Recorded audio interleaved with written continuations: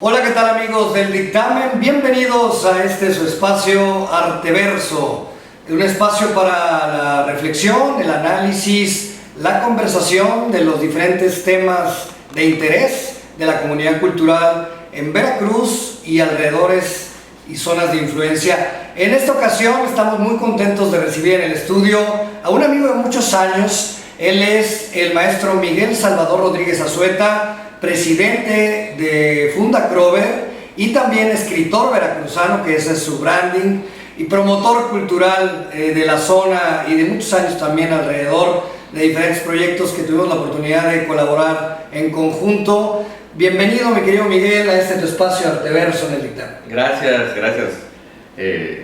Pues muy emocionado, Luis, porque efectivamente tener la oportunidad de volver a convivir después de tantos años de estos trabajos que se hicieron durante la gestión municipal de 2008 y en la cual tuvimos la oportunidad de iniciar pues esta aventura cultural en la cual gracias a tu liderazgo y a tu visión, pero sobre todo, ¿sabes qué? Yo entendí la parte administrativa y la parte de las políticas culturales, porque ojo, no pueden ser inventos, no pueden ser ocurrencias, siempre debe de haber un lineamiento que nos lleve hacia los objetivos, ¿no? Por eso es que los barcos, por eso los automóviles siempre llevan una ruta, ¿no?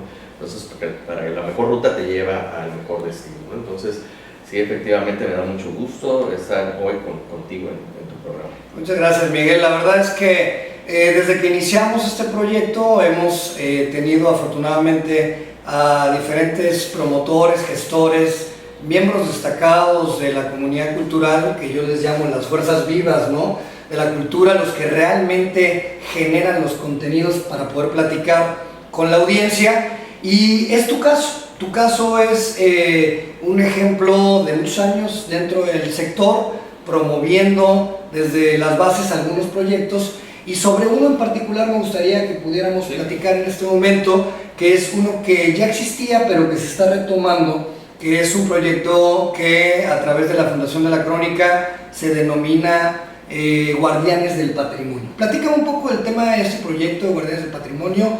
Entiendo yo que se refiere a una vigilancia, a ser centinelas y protectores de nuestro acervo cultural, pero profundízanos un poquito más sobre esto.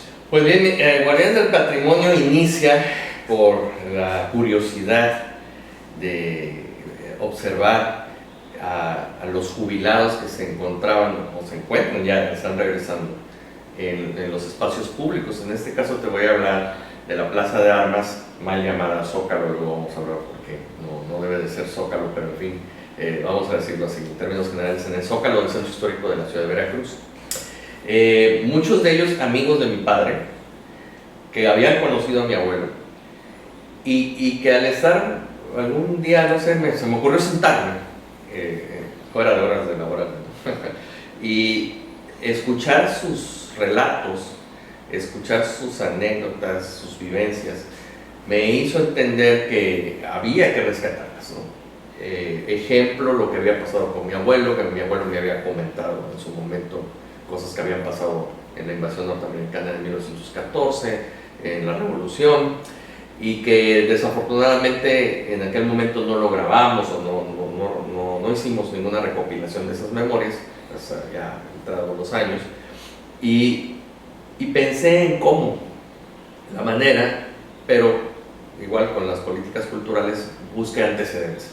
Y efectivamente el Instituto Nacional de Antropología e Historia había realizado unos proyectos que se llamaban Mi Historia en la Revolución, que era una recopilación de entrevistas a sobrevivientes de esta gesta, y como esa había otros proyectos en otros lugares de la República. Entonces tomé la metodología e iniciamos a convencer, porque también hay otra parte muy interesante, a adultos mayores a que nos platicaran parte de su vida y lo compartiéramos, y eso es muy difícil, Luis, tú lo sabes, porque tu abuelo también fue un gran personaje, y la parte de cómo ganar confianza, porque podrás platicar con un adulto mayor, pero no lo podrás hacer que él transmita hacia los demás, ¿no? Por la cuestión de confianza, por las cuestiones del miedo a qué dirán, ¿no?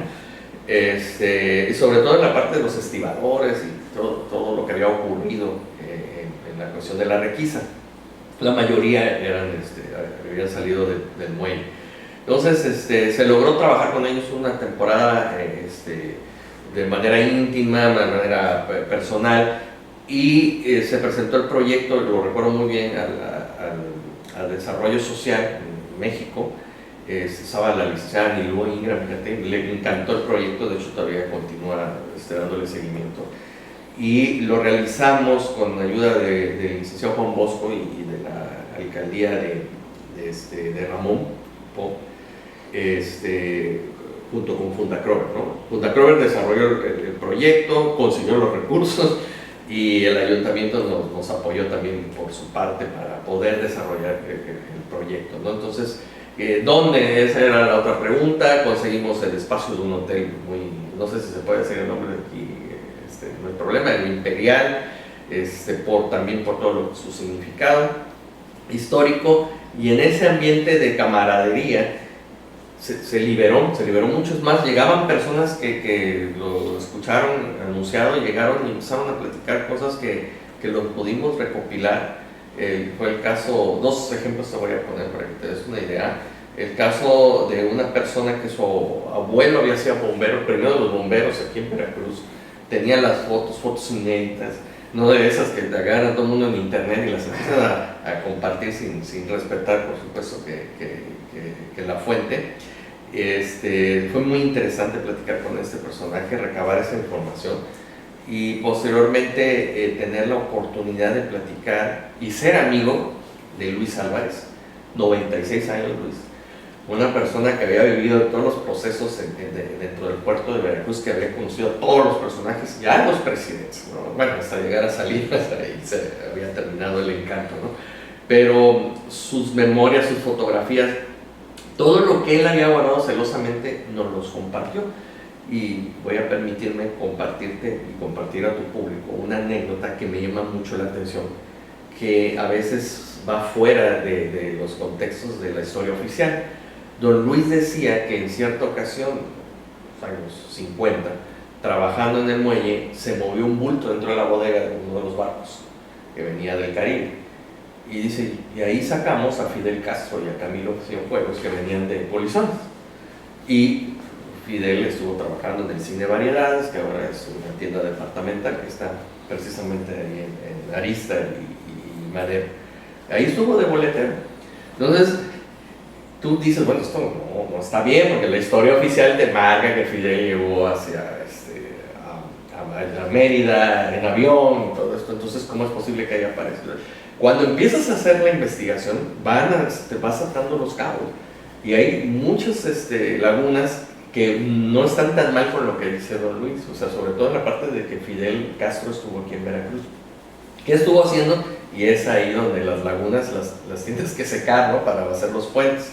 Y como eso, muchísimos otros datos que también se recopilaron en un libro que se llamó Veracruz Puerta y Puerta de México, que lo hicimos en aquel entonces con la Administración Portuaria Integral de Veracruz, hoy ACIPONA, y que fue también un documento muy importante de recopilación de datos. Entonces, eso es Guardianes del Patrimonio. Hoy en día continúa el proyecto ya con otros amigos de la Asociación de Maniobristas. Lo vamos a seguir ampliando. Desafortunadamente, bueno, pues las políticas culturales y las políticas económicas actualmente no nos han permitido, ¿no? A través de Ceresol, creo que hasta ya su nombre cambió, ¿no? La Secretaría de Desarrollo Social, enfocarnos nuevamente en este tipo de proyectos, porque pues tienen un costo, ¿no? Entonces, ¿qué más quisiéramos de poder hacerlo de manera gratuita? Pero pues requieren ciertos erogación de recursos, sí, sobre todo para grabar, para contratar personas. Bueno, tú lo sabes, ¿no? Entonces es un proyecto muy interesante. Lo vamos a seguir manteniendo hasta donde se nos permita. Muy interesante, Miguel, y entonces es mucho más profundo que el tema de la preservación del patrimonio tangible. Esto ya es más hacia lo intangible, hacia la oralidad, hacia ese tipo de historia no escrita que bien comentas, y que invariablemente a través precisamente de este tipo de experiencias, de compartir, de departir con la gente de épocas pasadas, va enriqueciendo mucho pues la historia verídica que le ha dado esencia y consecuencia, me atrevería yo a decir, a Veracruz, ¿no? Como puerto, como estado propiamente también, en el devenir de su conformación. Este proyecto, como bien comentas, está retomándose, se han acercado en esta ocasión a la Asociación de Maniobristas, pero ¿hay alguna convocatoria por si alguna organización adicional se quiere sumar? ¿Han visto algo con alguna autoridad de algún nivel de gobierno? Platícame en qué estatus está ahora. Mira, estamos haciéndolo ahora con la Asociación de Maniobristas, porque no hay ninguna convocatoria hasta ahorita abierta precisamente para obtener algunos recursos por todo lo que esto implica, ¿no? Porque implica, insisto, materiales, grabación, todo esto, ¿no? Entonces estamos esperando que se abra alguna convocatoria para poder seguir con este proyecto. Y efectivamente, Luis, cambia totalmente en la parte de la visión que uno tiene oficial, ¿no? Tu abuelo te habrá contado algunos secretos, de los cuales, por ejemplo, yo en las entrevistas con exalcaldes te llevas muchas sorpresas, ¿no? Porque la historia oficial te dice una cosa, los diarios te dicen otra, pero lo que vivió ese personaje te lo da de primera mano, ¿no? Entonces lo mismo pasó con don Luis, y aparte lo que provocas en la familia, ¿no? O sea, después de que falleció don Luis, parte de la familia me decía, oiga, es que yo no sabía eso de mi papá, es que yo no tenía esos datos, bueno, que no, a lo mejor no lo habían preguntado, pero las fotografías, hay una fotografía muy impactante de don Luis con don Luis Echeverría Álvarez en un evento aquí en Mayes. Entonces es parte de lo que ya queda en la historia y de lo que no debe de perderse.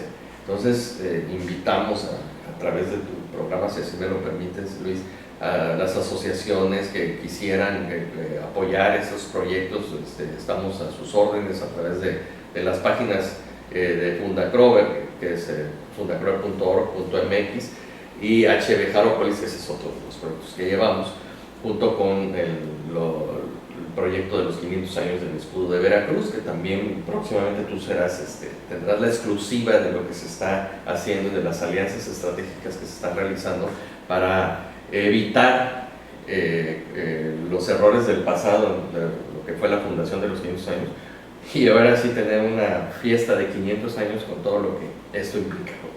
Luis. Muy bien, Miguel, pues en relación a esto que comentas de que a veces tenemos gente con una riqueza de conocimiento muy profunda dentro de nuestros propios familiares, conocidos, amigos, círculos cercanos, pues a veces se nos escapa, ¿no? Y pasamos de largo el que nos compartan este tipo de anécdotas, este tipo de conocimiento.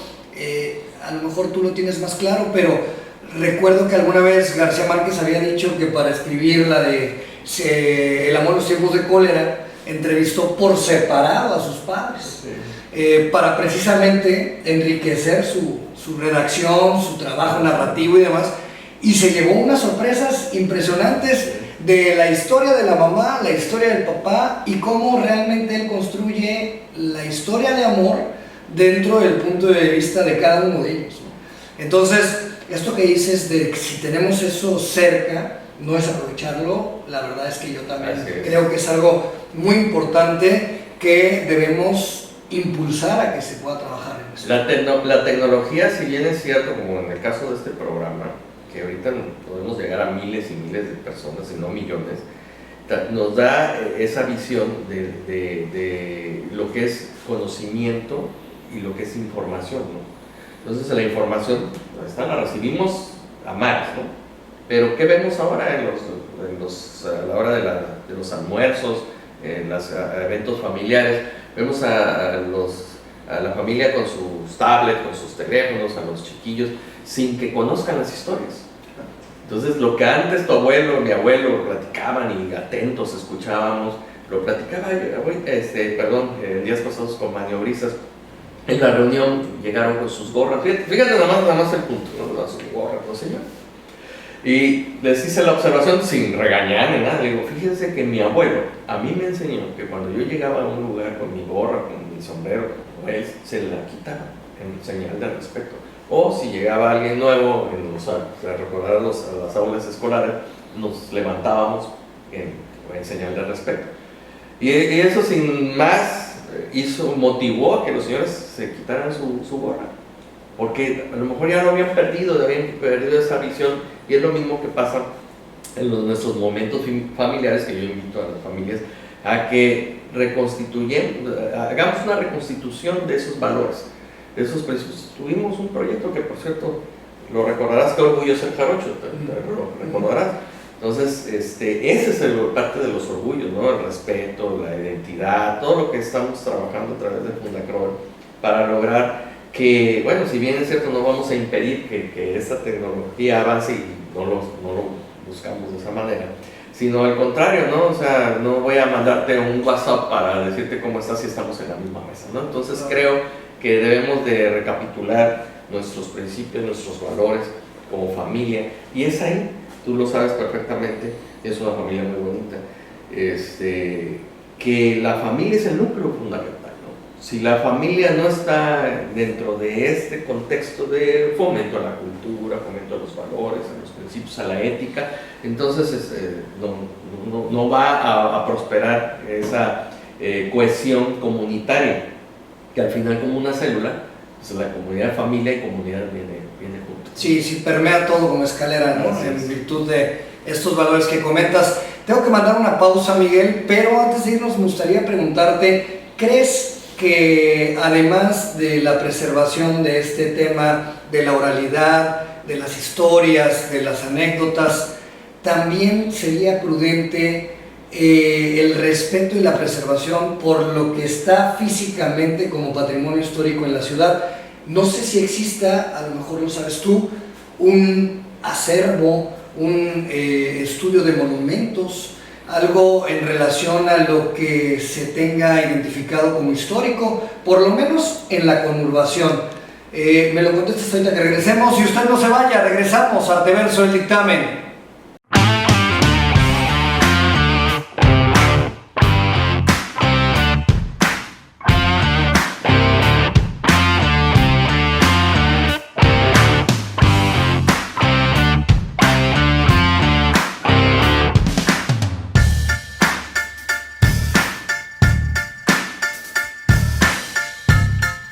Bueno, pues es un deporte que va creciendo en el estado de Veracruz. Creo que en comparación con otros estados, pues vamos un poco, se puede decir, atrasados, debido a que ya lleva años este deporte en otras ciudades, como Monterrey, Torreón, Ciudad de México, Puebla, son de las principales ciudades en el pádel en México. Y bueno, tocó que en ese torneo ganara gente de Jalapa. Vinieron igual unos de Puebla que ganaron otras categorías. Entonces pues hago la invitación a toda la gente de Veracruz a que se sume al pádel, ¿no? Para poder sacar pues la casta del estado y poder poner el nombre de Veracruz en alto.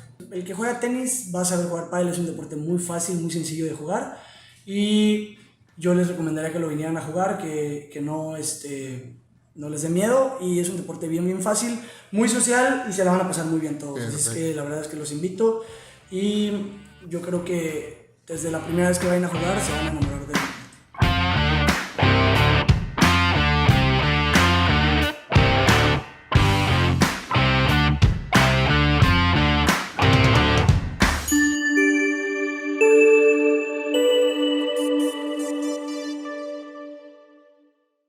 Estamos de regreso en Arteverso el Dictamen. Muchas gracias por continuar con nosotros, y más aún por siempre darnos el valor de su preferencia. Aquí están las redes sociales donde pueden consultar todos los domingos una cápsula diferente sobre el quehacer cultural de Veracruz y sus alrededores. Y estábamos platicando con el maestro Miguel Salvador Rodríguez Azueta, un invitado aquí en el programa, sobre el proyecto de Guardianes del Patrimonio. Ya nos explicaba sobre el proceso de la oralidad, el proceso de las anécdotas, de la historia, y cómo se puede ese acervo ir construyendo y evitando que se pierda en el pasado prácticamente, y no rescatarlo. Esa es una de las partes. Y antes de irnos a la pausa le preguntaba yo, bueno, y lo que sí está físicamente establecido como patrimonio, como monumento, ¿se tiene algún registro?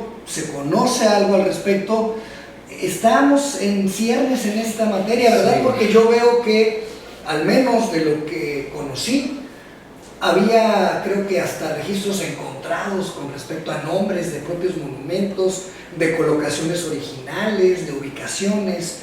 ¿Qué pasa en esto? Mira, que no hay una política cultural, y vaya, no temo decirlo abiertamente, desde que entramos en aquella ocasión, 14 años que estuve al servicio de la Administración Pública Municipal, se insistía en la creación de un proyecto de política de desarrollo municipal cultural, precisamente para evitar que quitaran una glorieta, que quitaran un monumento, que mandaran a otro monumento a lugares alejados y que acabaran mutilados. No voy a dar tantos detalles, pero todos sabemos, ¿no?, de lo que ha ocurrido. Ejemplo fue esta cuestión de quitar la glorieta de Díaz Mirón y colocar a Díaz Mirón de otro lado.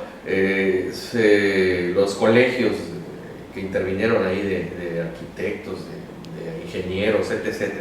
Entonces, el no contar con una política y un registro, como bien lo dices, pues permite todo eso, ¿no? Recuerdo que se hizo un intento y lo llevaba el arquitecto Francisco Muñoz Espejo. Recuerdo el centro histórico, ¿no? El centro histórico, pero no creo que haya llegado a consolidarse, y te lo digo porque yo creo que no se consolida para evitar precisamente conflictos como los que suceden cuando alguien dice vamos a quitar tal cosa, ¿no? Vamos a quitar este monumento, vamos a pasarlo a otro lado. Recuerdo que había un monumento a los veracruzanos, precisamente ahí ahora lo que es la Plaza de la República. ¿Dónde está esa fuente? El monumento del maestro. El monumento del maestro. Entonces yo creo que eso le da pauta a las administraciones municipales para poder, pues, por su criterio, ¿no? Cosa que no podría hacer si tuviéramos un documento que urge una planeación, insisto, en desarrollo cultural y en protección de los bienes tangibles, ¿no?, de nuestro municipio. Porque, eso sí, no se atreverían a quitar a el valor de Santiago, entonces son federales. Pero hablándote de ejemplos muy concretos de Olaguibel, por ejemplo, cuando vamos en la Ciudad de México y vemos a la flechadora de la Estrella del Norte, la Diana Cazadora conocida, pues no ubicamos que los monumentos aquí de Venustiano Carranza y de Salvador Díaz Mirón son del mismo autor, ¿no?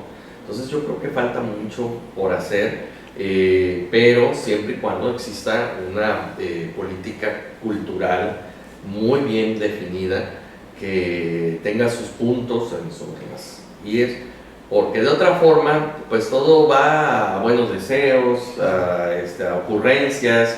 Y como bien dicen las fuerzas vivas, los que sí trabajamos, los que estamos en la trinchera, yo le llamo el zapador cultural, ¿no?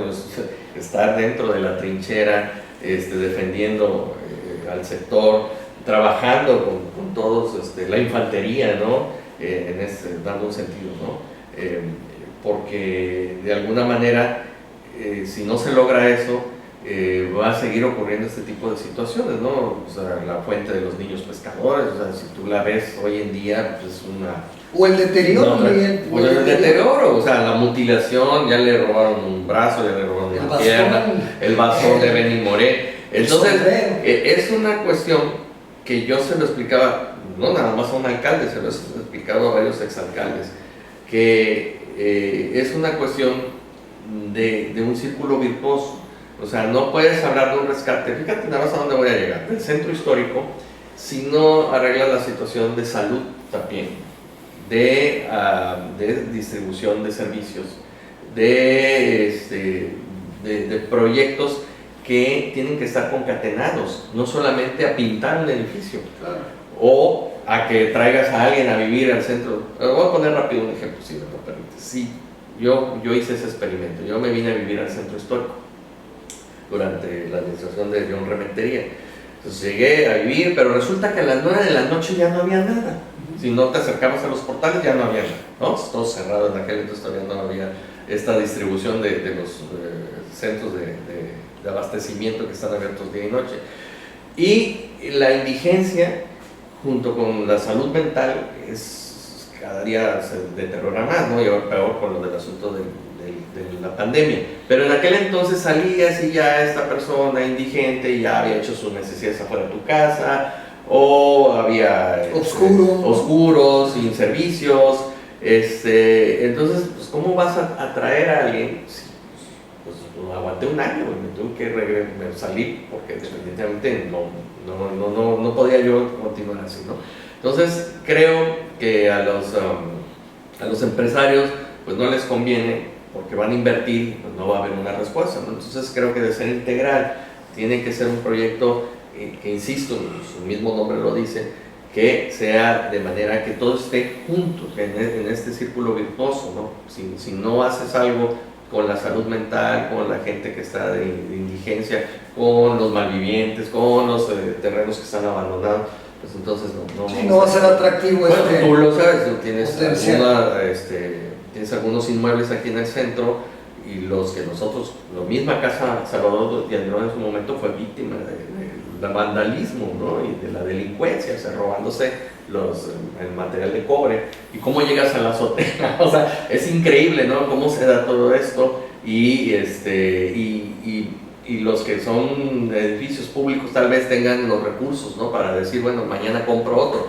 Pero imagínate personas que viven al día y que ven afectado su patrimonio, ¿cómo le van a hacer para comprar 10 metros de cobre, ¿no? Así es. Sí, no, deja de ser atractivo totalmente el hecho de vivir, ¿no? En el primer cuadro, y en relación a precisamente este rescate del patrimonio tangible, de esculturas, monumentos y demás, bueno, recientemente, pues también los deterioros, ¿no? Tan es el caso de ahorita de los voladores de Papantla famosos, que pues en tantas y tantas administraciones no se les dio mantenimiento, hoy tienen que llevárselo porque está a punto de caerse, ¿no? Entonces, ese es un ejemplo palpable, real, de que la falta de visión a través de una política cultural integral que genere condiciones favorables para este patrimonio intangible, pero también para el que se puede ver y tocar, pues definitivamente es un llamado a que las autoridades de todos los niveles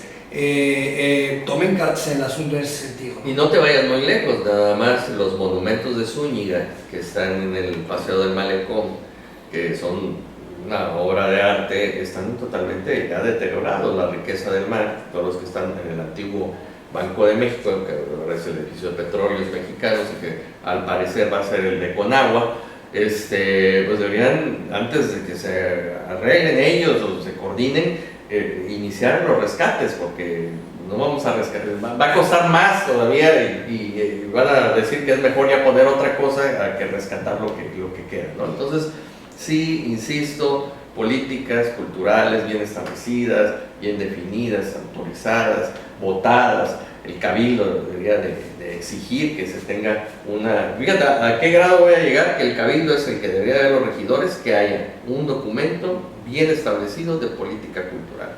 No nada más a mediano plazo. O sea, sí, no, una agenda. Sí, totalmente. Una agenda más allá como las que se trabajan hoy, ¿no? La 2030, así es. 2040, etcétera. Precisamente, como dices, para generar un proyecto con bases sólidas en el futuro. Miguel, para terminar la conversación, y te agradezco mucho lo que has estado compartiendo con nosotros en este tema tan importante. Tu formación es evidentemente tu cercanía hacia el tema de la producción literaria.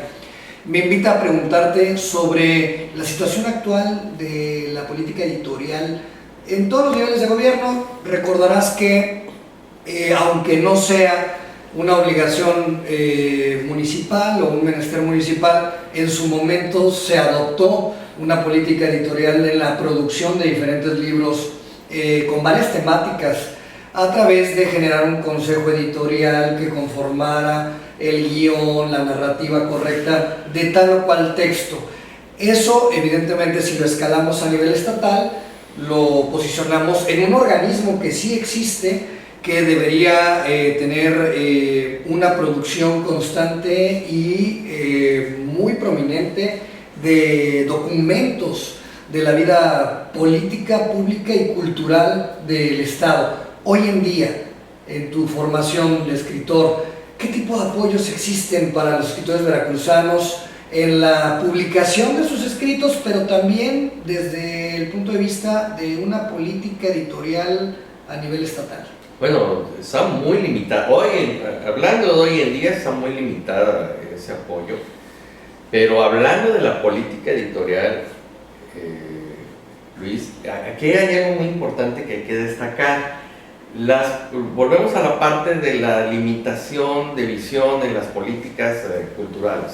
Las políticas editoriales en este caso son a corto plazo, ¿no? Entonces, lo que yo pueda, ojo, publicar en 3 o 6 años, ya, eso es lo que voy a hacer. Y si tengo un escritor consentido, bien. Y si no, bueno, lanzo una convocatoria. Para eso también el Instituto de Cultura del IBEC tiene sus proyectos de convocatoria. Ojo, son federales, entonces lo que se edite y todo, bueno, pues ya se tendrá que publicar por medio precisamente de la editora de gobierno. Aquí hay una cuestión que yo ya la experiencia me marca muchísimo. Si en tal sexenio, cuatrienio, como le quieras llamar, sale un proyecto, ese proyecto al siguiente sexenio se guarda o aparece en ferias de libro, pero no hay un proyecto de distribución y de venta que ayude precisamente a solventar esos gastos. Yo no lo entiendo, hasta ahorita no lo entiendo. Yo recuerdo que los convenios en su momento, en mi caso, son 1000 ejemplares, yo te doy 300 ejemplares. Y los demás, no, pues los demás los vamos a distribuir, ajá, pero ¿y cuál es el esquema? ¿Cuál es el esquema? Claro. ¿Y yo para qué quiero 300 libros en tu casa? O sea, en la casa de todos ustedes. ¿Qué hago? ¿Cómo los coloco? Y luego viene una política entonces yo creo que tú estás mal de inicio, no es de esta administración. Te voy a poner el ejemplo de lo que pasa con Educal. Educal te dice, bueno, ya tengo tu libro, yo te voy a venderlo, pero el 60%, el 40% me lo tienes que dar a mí. Y eso, si se vende. Pero si se vende, te lo pago cuando yo quiera. Miren, ejemplo, y no es para llorar, pero 2,000 pesos. Para que yo haya cobrado 2,000 pesos, pasó un año, nada más, y tuve que estar a tuitazo limpio con los diputados explicándoles mi caso. Como yo me imagino que hay muchos otros escritores que tienen sus libros en Educal y que te llevan esta clase de conflicto. Ahora, ¿por qué te quitan tanto? O sea, cuando te empiezas a analizar, dices, bueno, yo prefiero, sacar a que se queden precisamente 300 ejemplares. Pero ¿qué pasa en el caso de la editora de gobierno? Pues también no hay, que yo sepa, esta política que no tiene que ver con la política editorial tanto, porque la política editorial es si te publico o no te publico, o sea, realmente o qué te publico, ¿no? Bajo una política, o en qué momento político te lo voy a publicar. Yo creo que estaríamos hablando de otro proceso, de un proceso que implica precisamente esa relación escritor y editora y de distribución, porque debe de ser un orgullo, Luis, para la editora el presentar en la Feria de Guadalajara a los escritores veracruzanos. Claro. Y no lo vemos. Yo no lo veo así, o sea, no veo, veo más que nada un compromiso que voy a sacar. Así, tenemos en el año tantas presentaciones en ferias, pero de ahí no hay ningún otro proyecto que yo vea que ensalce precisamente esta riqueza que tenemos. Y no solamente por hablar de mi producción literaria, pero tenemos muchísimos otros escritores que podemos estar orgullosos, que tenemos a Jaime Velázquez, a Gabriel Fuster, no quiero dejar a Fernanda Elena Melchor. Castillo, Fernanda Melchor, muchos otros escritores que realmente se alejan de este sistema y se van por la vía de las grandes editoriales porque aquí no hay cobijo, ¿no? Y luego dicen, no, es que se siente ya que está a nivel internacional. Sí está a nivel internacional porque tienes que luchar, ¿no? Yo en mi caso ya preferí dejar de estar molestando a los amigos de la editora porque aparte no te contestan el teléfono, te dicen que luego se van a reportar, y lo digo abiertamente porque así me ha sucedido y no es de hace 1000 años, me acaba de suceder hace poco. Y entonces digo, bueno, si no les interesa, pues hay otras empresas que sí les interesan. Entonces me fui con Amazon, estoy Felices. feliz. Y aparte entraste a la era de la digitalización de la Sí, lectura, ¿no? efectivamente, así es. Muy bien. Bueno, Miguel, pues te agradezco mucho que nos hayas acompañado aquí en Arteverso del Dictamen, este es tu espacio. Gracias. Seguramente en otra ocasión tendremos la oportunidad de que nos visites nuevamente. Y sobre todo gracias a usted que todos los domingos nos visita aquí en Arteverso del Dictamen. Insisto, muy al pendiente de las cápsulas que cada domingo se publican en las redes sociales para todos ustedes. Yo soy su anfitrión Luis Fernando Ruz. Hasta la próxima.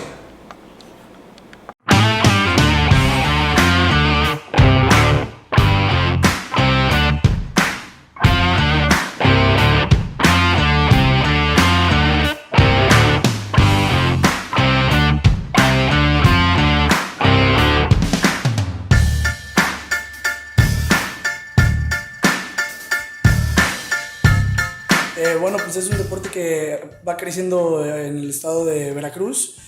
Creo que en comparación con otros estados, pues vamos un poco, se puede decir, atrasados, debido a que ya lleva años este deporte en otras ciudades, como Monterrey, Torreón, Ciudad de México, Puebla, son de las principales ciudades en el pádel en México. Y bueno, tocó que en ese torneo ganaran gente de Jalapa. Vinieron igual unos de Puebla que ganaron otras categorías. Entonces pues hago la invitación a toda la gente de Veracruz a que se sume al pádel, ¿no? Para poder sacar pues la casta del estado y poder poner el nombre de Veracruz en alto. El que juega tenis va a saber jugar pádel, es un deporte muy fácil, muy sencillo de jugar, y yo les recomendaría que lo vinieran a jugar, que no les dé miedo, y es un deporte bien fácil, muy social, y se la van a pasar muy bien todos. Así es que la verdad es que los invito, y yo creo que desde la primera vez que vayan a jugar se van a enamorar de él.